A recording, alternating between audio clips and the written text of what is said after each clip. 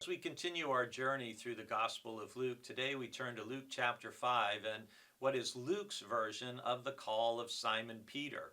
This is actually a longer or more extended story than we hear in either Mark chapter 1 or Matthew chapter 4.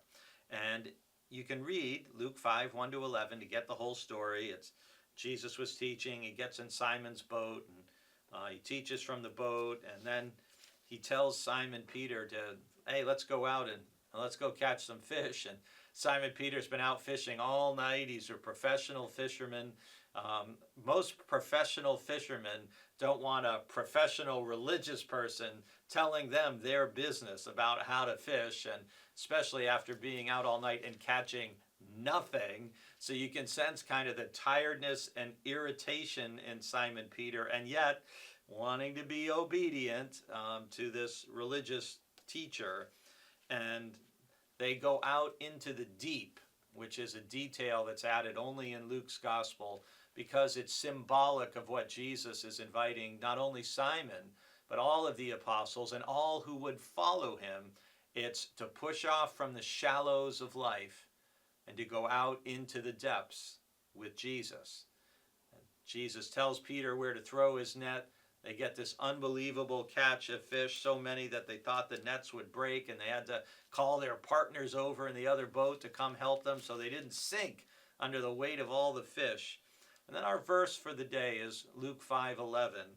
But when Simon Peter saw it, he fell down at Jesus' knees, saying, "Go away from me, Lord, for I am a sinful man." And Jesus' reply to him is, "Do not be afraid. From now on, you will be catching people." Now, it's interesting. In worship today, I'm preaching from Genesis chapter 3, verses 7 through 13, about the Garden of Shame and how Adam and Eve are trying to cover up their sin and hide themselves from God in the bushes. And this is not a healthy way of dealing with our feelings of shame when we've done something wrong or we're aware of our sinfulness. Simon Peter, here in Luke 5, actually presents quite a contrast to Adam and Eve. While they hide in the bushes and blame each other and the serpent for what they've done wrong, Simon Peter, to his credit, falls to his knees and he confesses, "Go away from me, for I am a sinful man."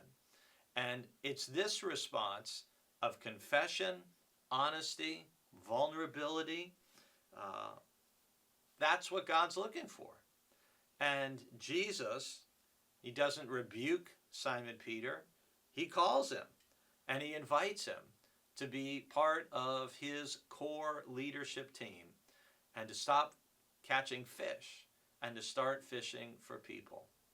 Both in our story in worship today from Genesis 3 and here in Luke chapter 5, we deal with the reality that, as Paul says in Romans, all of us have sinned and fallen short of the glory of God. The question is, how do we respond? Do we try to cover up? Do we try to pass the blame?